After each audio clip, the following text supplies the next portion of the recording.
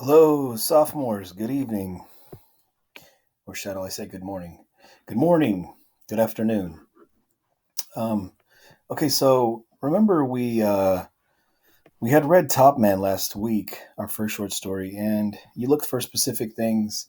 It was a adventure story. It was a male dominated story. It was a strong action story with a lot of plot and a lot of strong setting, remember? So, but now we're going to read something different. So, this is called Good Advice is Rarer Than Rubies, the short story. You're going to take out a sheet of paper right now, please, for your FRJ, for your free response journal. Lined graph, printer, anything as long as I can see it in picture. Okay. Again, there's some of them are good from last time. Some of you can improve upon. See this information right here in the bottom left-hand corner. This is your MLA form documentation, which I will share with you later, so don't worry about that right now.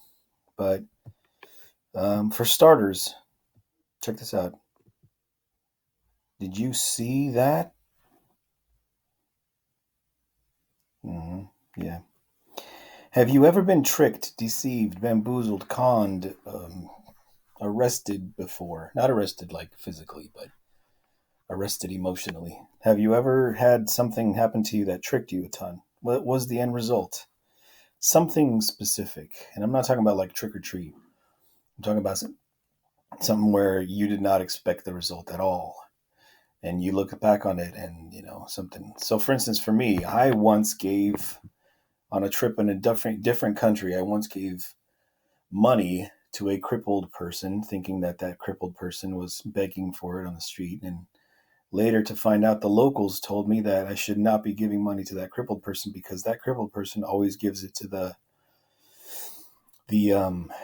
so to say the boss who sort of makes that person sort of pimp that street so and beg for money. And I was tricked, and I found out later that they told me please don't do that because you're just giving money to criminals. Or not that please don't, but they kind of advised me not to. So end of story. I looking back, I don't know if I was something I would have or would have not done. But we're going to look at close reading again. We're going to look close read today again. These bullet points I will say out loud to you as we read this story. Good Advice is Rarer Than Rubies by Salman Rushdie. And as we read it, I want you to, again, periodically make a note of the.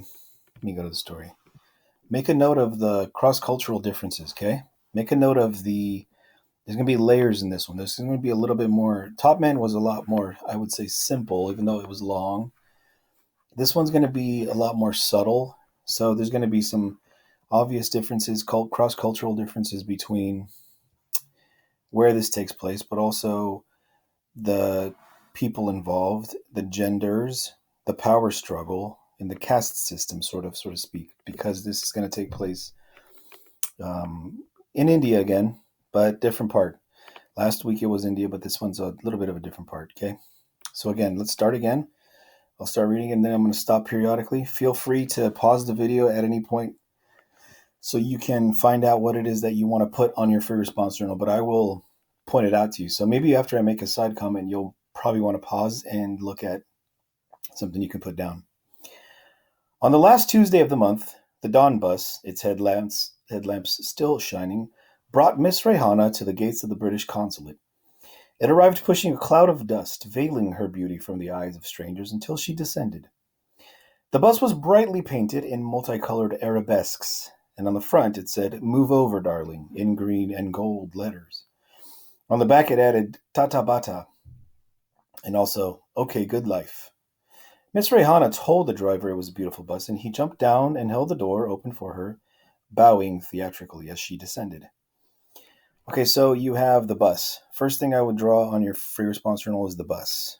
The bus, the bus, the bus, okay?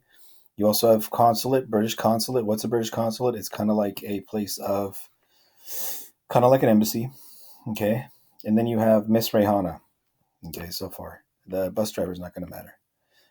Miss Rehana's eyes were large and black and bright enough not to need the help of antimony, and when the advice expert Muhammad Ali, not the boxer, saw them, he felt himself becoming young again.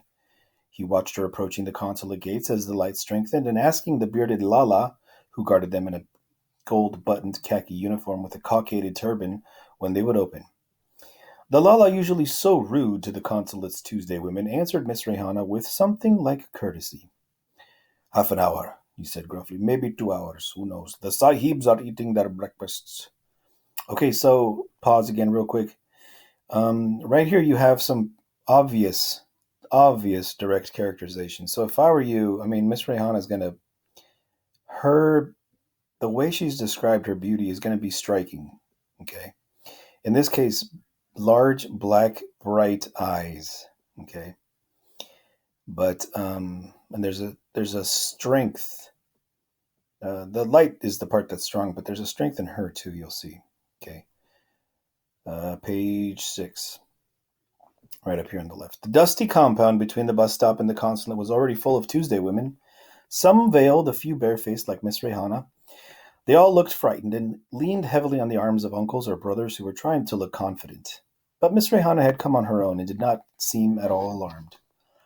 Muhammad Ali, who specialized in advising the most vulnerable-looking of these weakly supplicants, found his feet leading towards the strange, big-eyed, independent girl. There are a couple words I came across that, if I were you and you don't know what they mean, put them in your journal. Supplicants. Up here it was antimony, right here. And arabesques, further up. Okay, if you know what they mean, good for you, but I doubt that you do. I would look them up and put them in your journal. Okay, we're going to pick up right here. Miss, he began, you have come for permit to London, I think so? She was standing at a hot snack stall in the little shanty town by the edge of the compound, munching chili pakoras contentedly. She turned to look at him, and at close range those eyes did bad things to his digestive tract. Yes, I have. Then please you allow me to give some advice. Small cost only. Miss Rehana smiled. Good advice is rarer than rubies, she said. Obviously an important line. But alas, I cannot pay. I am an orphan, not one of your wealthy ladies.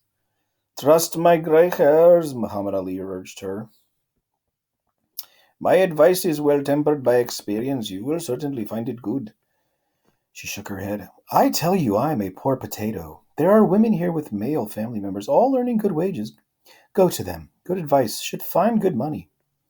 I am going crazy, Muhammad Ali thought, because he heard his voice telling her of its own volition. Miss, I have been drawn to you by fate. What to do? Our meeting was written. I also am a poor man only, but for you, my advice comes free. She smiled again. Then I must surely listen. When fate sends a gift, one receives good fortune. This is an important line right here. I would put this in your journals, guys. Why? Well, it could mean a few things. Okay, as we go through the story. Could be foreshadowing, maybe not. He led her to the low wooden desk in his own special corner of the shanty town. She followed, continuing to eat pakoras. If you don't know what pakoras are, that's probably another thing you should put in your journal. Go ahead and write it down and look it up. It's actually tasty. From a little newspaper packet. She did not offer him any. Muhammad Ali put a cushion on the dusty ground. Please, to sit. She did as he asked. He sat cross-legged across from the desk from her, conscious that 2 or 3 dozen pairs of male eyes were watching him enviously, and that all the other shantytown men were ogling the latest young lady to be charmed by the old gray-haired fraud. He took a deep breath to settle himself. Name, please. Okay, so right here, we have rising action continuing. We also have a little bit of Muhammad Ali sounding like he's got some interest in her, and what it is we don't know yet. We can definitely tell that he feels like he wants to con her, trick her, but we don't know yet exactly in what way or what his motive is. Obviously, he has some sort of power. He is sort of a person that you would go to if you knew that you couldn't get in without bribing an official. So obviously she knows that she can go to him and talk to him about it and see if she can get advice for him on bribing him, or maybe he'll help her bribe someone. All right, the top of page 8 right here. Miss Rehana. Oh, wait, sorry, this is her. Miss Rehana, she told him. Fiancée of Mustafa Dar of Bradford, London. Bradford, England, he corrected her gently. London is a town only, like Multan or Bawalpur. England is a great nation full of the coldest fish in the world. I see, thank you, she responded gravely, so that he was unsure if she was making fun of him. You have filled application form? Then let me see, please. She passed him a neatly folded document in a brown envelope. Is it okay? For the first time, there was a note of anxiety in her voice. He patted the desk quite near the place where her hand rested. I am certain, he said. Wait on and I will check. She finished the pakoras while he scanned her papers. Deep top, he pronounced at length. All in order. Thank you for your advice, she said, making as if to rise. I'll go now and wait by the gate. What are you thinking? He cried loudly, smiting his forehead. You consider this easy business? Just give the form and poof, with a big smile, they hand over the permit. Miss Rehana, I tell you, you are entering a worse place than any police station. Okay, so again, pause quickly to look at the fact that he is still stalling her, right? I mean, she came to him with advice. He checked her papers, which I think was probably maybe it was a formality. And now he's telling her, you can't just go in there with your papers. But now we know where she wants to go, right? She wants to go to London or England for her fiance, right? She's promised to be with this fiance, and she has to get her papers in order at the consulate in order to go. But we have some apprehension here with this antagonist. Maybe he's an antagonist, maybe not. Don't put that label yet. I'm putting it out there because I do want you to remember to put that in your journals, though. Okay. Is it truly so? His oratory had done the trick. She was a captive audience now, and he would be able to look at her for a few moments longer. Okay, so there we have a little bit of reasoning behind what his deal is. He's infatuated with her to a degree. Drawing another calming breath, he launched into his set speech. He told her that the Sahibs thought that all the women who came on Tuesdays, claiming to be dependents of bus drivers in Luton or chartered accountants in Manchester, were crooks and liars and cheats. She protested, but then I will simply tell them that I am, for one, am no such thing. Her innocence made him shiver with fear for her.